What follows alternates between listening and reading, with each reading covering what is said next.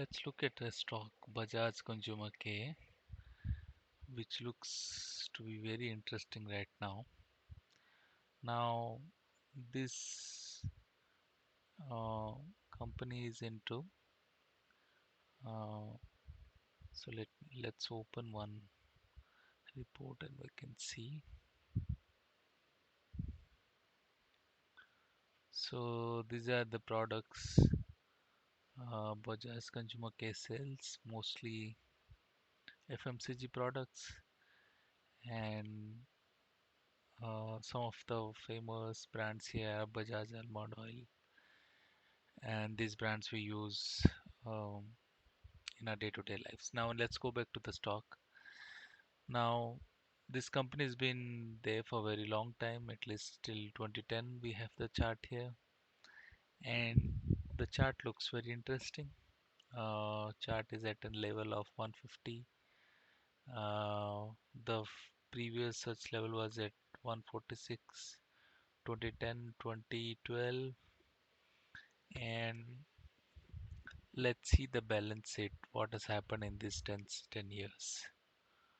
Um, so the reserves have almost doubled now since 2012, and the borrowings are not much, almost negligible. The other liabilities are trade payables and other liability items, which are still manageable. Um, so the company is not debt ridden. It's been managing well, though the problem is it's not been growing with the sales numbers. So 2012 to 2022, the sales has been only doubled in the last 10 years, and the earning per share has remained almost same, although it's gone to 15 and 12. 2022 2023, the margin has been hit, probably because of high expenses, and the EPS, the earning per se, has not gone anywhere in the last 10 years. So the company doesn't have much earning power. Even if the sales has doubled, the EPS is still same, probably due to the equity has been diluted. So this is the scenario of the profit and loss. Now let's see the one interesting part I saw. Now the market cap is 2200 crore. The enterprise value is 2200 crore, so there is not much debt. But the company has a dividend of 5.21%. Now before we jump into conclusion that it's a good dividend yield company, let's see the uh, dividend history of the company. Now whether it's been paying dividend consistently or is it only for 1 year.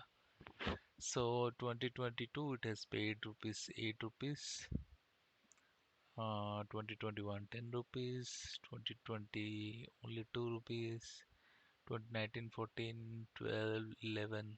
So it's been consistently paying dividend every year, although the dividend has not been constantly increasing every year, but it's been paying the dividend. So whatever the 8 rupees that we have, we can reasonably expect that it will continue to pay around the same. So we will have a dividend yield of 4 to 5%, and uh, the stock is at a very depressed level. This basically it shows the chart as a company for which the investor has given hope. Um, they're hopeless now. They don't expect much growth from the company. Um, Although that's true, it's not been growing, but the margin has been hit. The cycle may turn down, turn up, and it may not be a consistently growth company for, let's say, 5 10 years, but there is a decent chance the company, the stock price may double in the next 4 to 5 years, sometime in the next 4 to 5 years. On top of that, we have a dividend yield as well, which has been consistently being paid by the company for the last decade or so. Okay, uh, what else to be seen? Now the risks are obviously the reinvestment risks, which is this is not a 10-year 20-year holding stock, so we cannot expect to put off a return in 10 years, but it's more of a short term 3 to 5 years of an opportunity. Um, so yeah, there is always this reinvestment risk that we'll see on the company. All right, share your feedback, share your comments. What's your opinion on this? And yeah, there is one more point. The company has been consistently buying back its shares now. So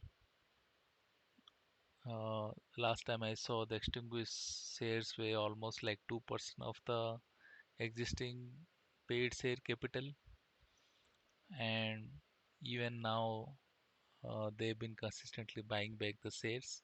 So that will improve the EPS, the earning per share here, and this will eventually reflect in the stock price as well.